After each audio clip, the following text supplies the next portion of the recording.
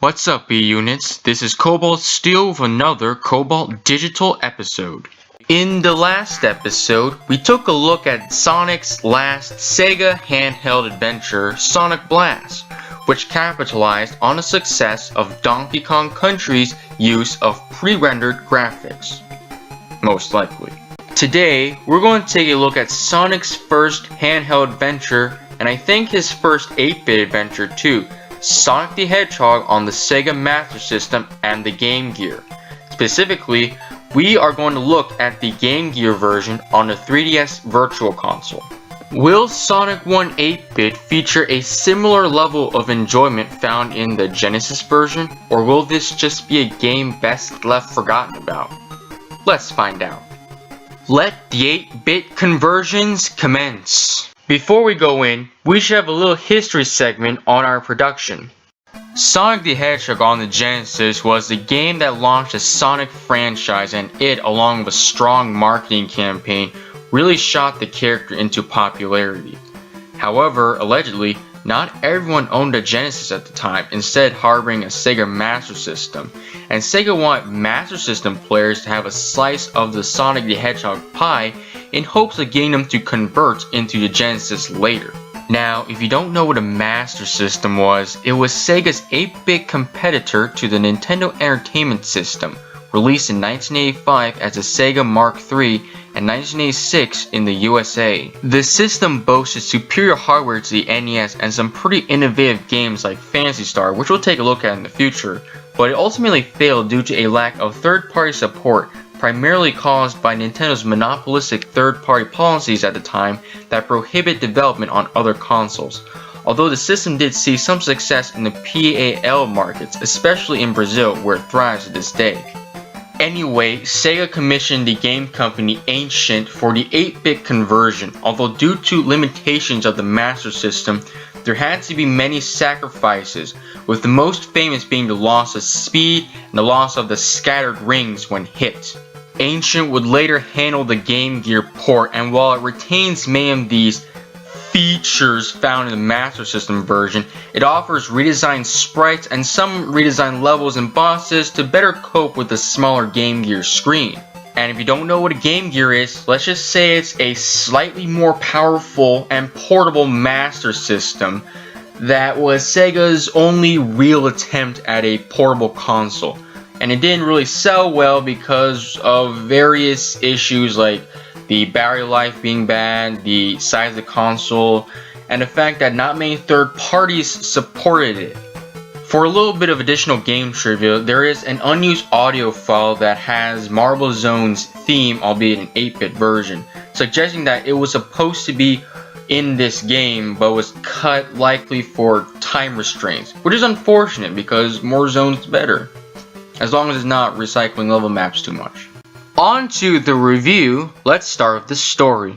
Jerk-faced Robotnik has taken over South Island again, and Sonic goes out to stop him by obtaining the Chaos Emeralds, which there are 6 in this game, and chasing him through 6 zones to destroy him. This is a standard plot and pretty much the same one from Sonic 1, minus the zones in which half of them are different. It's alright, and it's a good incentive to play the game, but there's not much to talk about here, so we'll just move on. But enough of that, let's talk about the gameplay.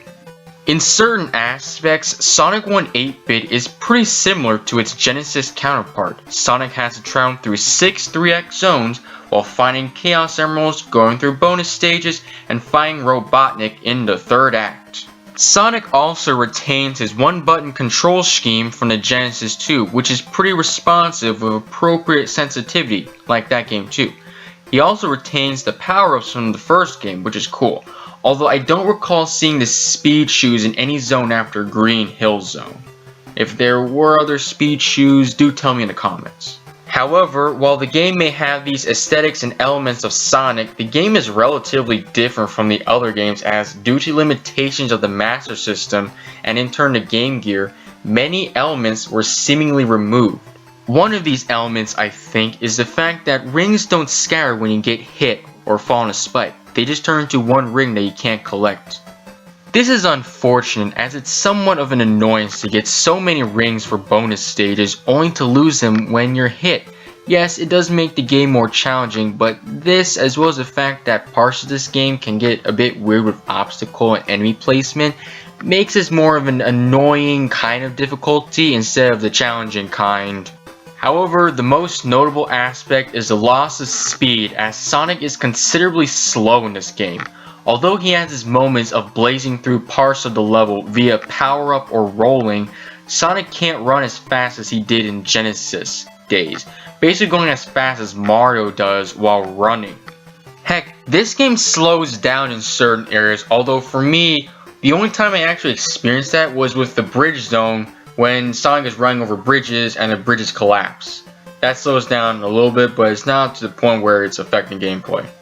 Because of this, levels are pretty much designed around the slowness. Although there are slopes to pick up speed, the levels are more angular with more floating platforms and blocks than curves, and they also lack shuttle loops. There is no part of this game that has a single shuttle loop. That may seem bad, but the levels are actually pretty well designed, offering a level of challenge while being somewhat fair.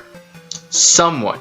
Due to the small screen and the fact that this was a console port, there is a certain level of difficulty in seeing ahead of you, and you may end up suffering from cheap deaths. Levels also feature multiple pathways and secret passages that lead to pretty decent secrets, offering replayability and encouraging exploration. In fact, exploration is required if you want the good ending, as Chaos Emeralds are found within the stages, not special stages, and you'll have to actively look for them, as they can be well hidden. Now, this game does have bonus stages, which are found after finishing an act with 50 or more rings, and these are primarily used to collect rings, 1-ups, and continues. Players have to bounce on springs or bumpers to move them through the stages and get the desired items, all within the time limit as you see on screen. The special stages are pretty decent with some twists to the format and some unique maps for each stage. Some stages even feature a pinball mechanic. However, at times, the stages can get a little twitchy with the movement, especially when you're hitting these bumpers, as well as those green cylinder bumpers you just saw. They tend to make you fly all over the stage out of control. In terms of boss fights, the Game Gear version is ridiculously easy. It's the same old jump on boss multiple times while dodging projectiles formula we all know and love. Although Robotnik doesn't even put up a fight with Sonic. The projectiles either move so slow or shot/launch in a direction where Sonic isn't facing, or Robotnik leaves himself open for a bit too long, allowing Sonic to hit him multiple times. Even in the first 16-bit Sonic game, Robotnik isn't this easy to fight, but here it's almost pathetic.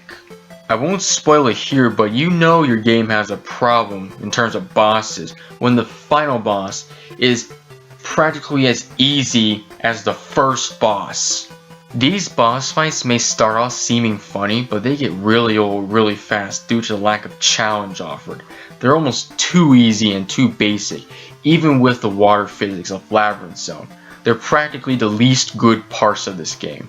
Speaking of difficulty, this game is pretty easy on its own right. Aside from a few tricky jumps, screen crunching, and issues with Labyrinth Zone, this game is not very challenging and can be complete in like an hour or so. Despite me dying as you see on screen, level design, while decent, is pretty simple. There aren't many enemies, the bosses are pathetic, and the game offers probably too many life ups and continues.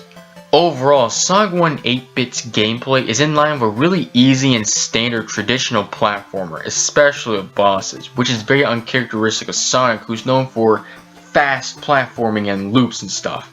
However, an uncharacteristic game is not necessarily a bad game, and this game proves it with fairly decent level design, decent controls, and fun challenges. Let's do quality of productions now. Sonic 1 8-bit is a pretty decent looking game featuring colorful and detailed graphics and pretty decent sprites and animations. In certain areas like Scrap Brain Zone here, it's practically an 8-bit conversion of the 16-bit graphics. I personally think zones like Jungle Zone, Scrap Brain Zone, and Sky Base Zone really show what the Master System and Game Gear could do, featuring the detailed backgrounds and pretty nice looking level tiles. If there's a problem with the visuals, it's that Sonic sprites in the Game Gear version are pretty not good in compared to everything else. While everything else looks really detailed and nice, Game Gear Sonic looks somewhat flat, and well, he lacks a nose, as you can see. Why does he lack a nose, Ancient? However, due to the sprites being smaller, it's easier to see more of the level. Clearly, this was done for practicality, and I commemorate this. However, it's still fairly difficult to see ahead in levels, which could be blamed on the fact that this is a handheld conversion of a console game. However, it's not really as bad as another game that we'll get into in a later episode. The music is not bad either. It's simpler than the Genesis games, obviously, but every zone in this game has a song that's pretty nice. Although, all the returning zones except for Green Hill have replacement tracks. I'm not sure if this is related to the copyright issue with Dreams Come True, which affected Sonic's Spinball's soundtrack a little bit, but the replacement tracks sound pretty cool and in my opinion better than the Genesis version. Overall, the aesthetics of the game are pretty well done despite some sprites looking a bit rough around the edges. Sonic 1 8-bit is an easy and simple game that, while uncharacteristic to Sonic and fairly inferior to its 16-bit counterpart with its lack of speed and laughable boss fights, is pretty fun and entertaining regardless. You may not get the speedy and challenging platforming you'd expect from a Sonic game, but you'll very well get a game that is fairly enjoyable with a good level of exploration and weird stuff for an 8-bit adventure. Sonic 1 8-bit is $5 on the 3DS Virtual Console, and for that price, it is certainly worth a buy. You will miss out on a great game if you don't buy this. Well, that is all for today, and I hope you enjoyed the video. Please like, comment, and subscribe for more Kobalt Steel. Until next time, see you all later.